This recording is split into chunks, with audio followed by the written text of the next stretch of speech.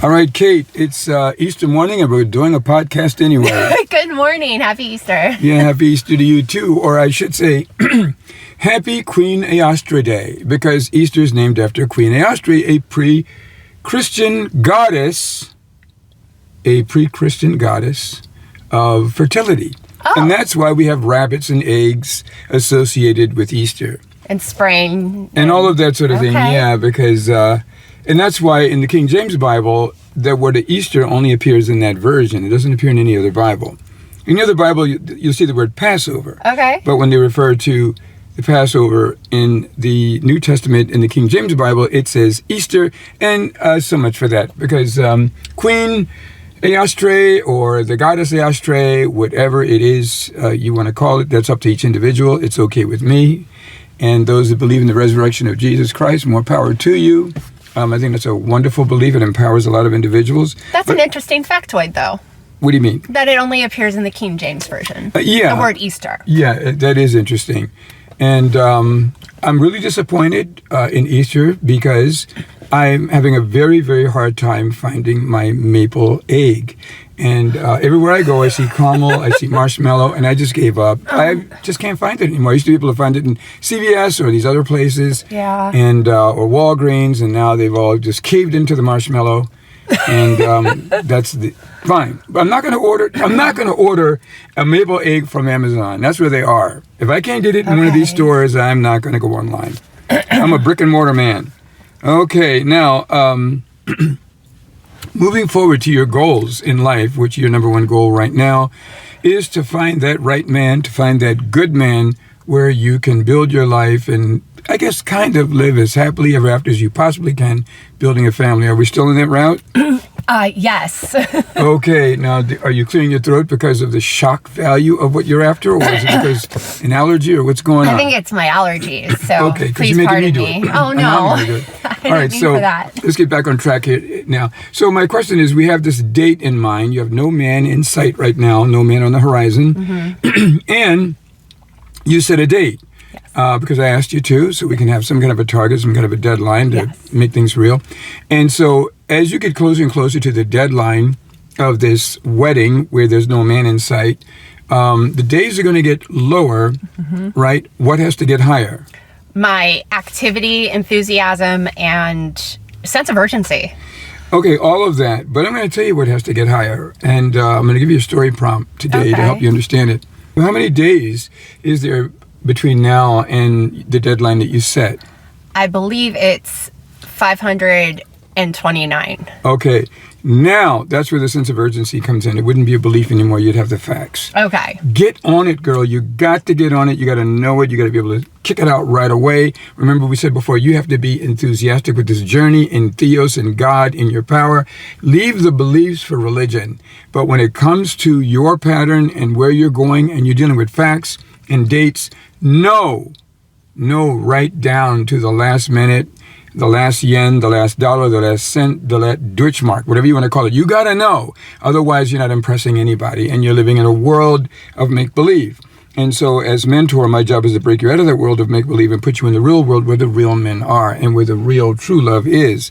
Now, you heard me talk about the story prompt because as a coach, as a transformational story coach, my job is to present story prompts to help people understand where they are in their journey without all the fluff and without all the manifestation and all the chakra and all this sort of thing.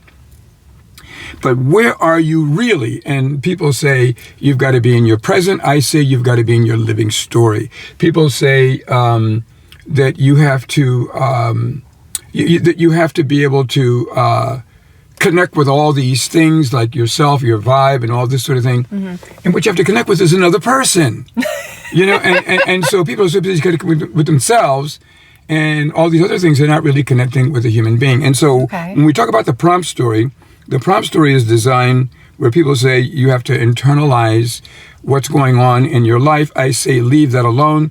I say pull back so you can get a bird's eye view of what's going on. You need a bird's eye view of what's going on. Like when you're looking at a Google map and you're not really sure where you're going, you do a bird's eye view.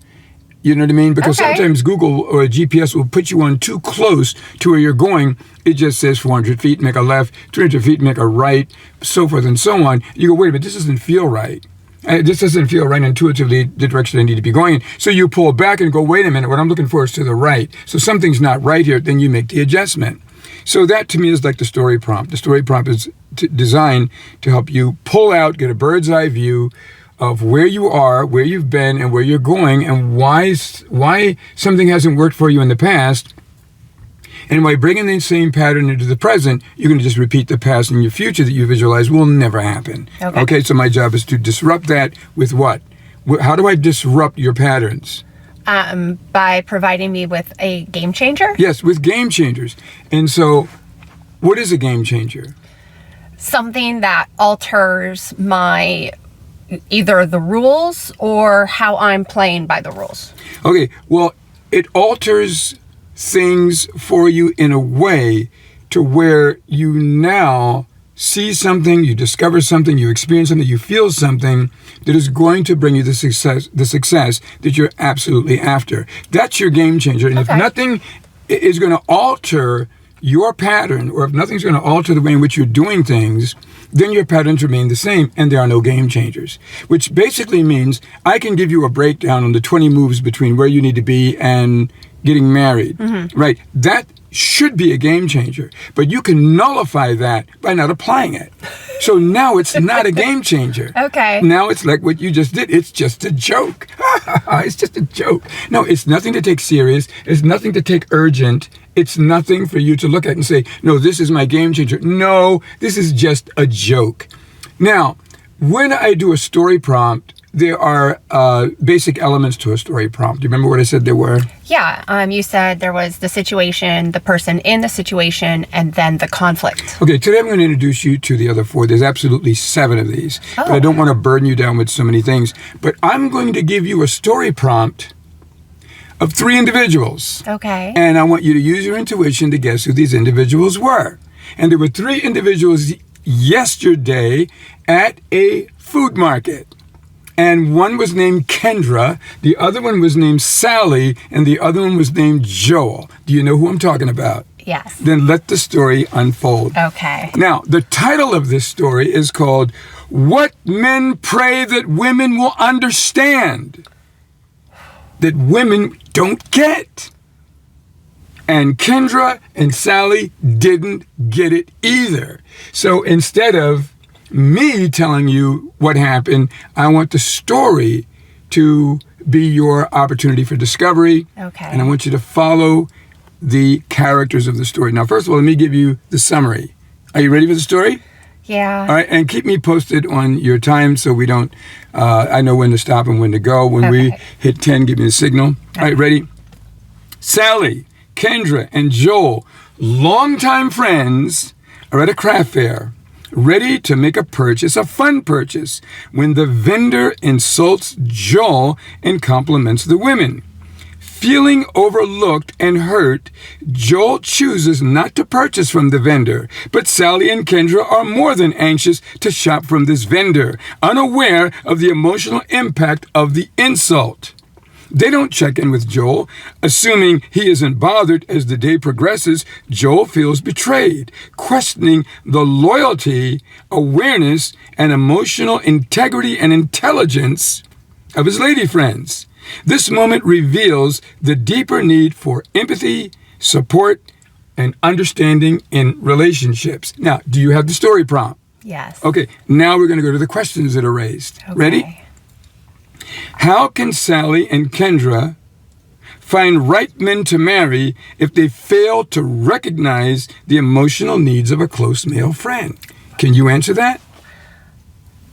They can't. They can't. It is an impossibility.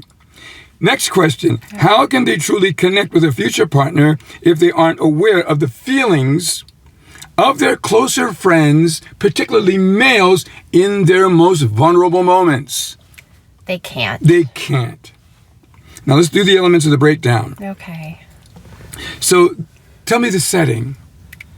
A Setting was a food market. Yeah, it was a fair. It was an outdoor public venue with vibrant, hustling energy. That's how our story is going to be. Okay. This is actually going to be posted, by the way. I actually did a real, genuine story of this so that hopefully women who need to understand what men pray that they get when it comes to male vulnerability, which women crush and don't give a damn about.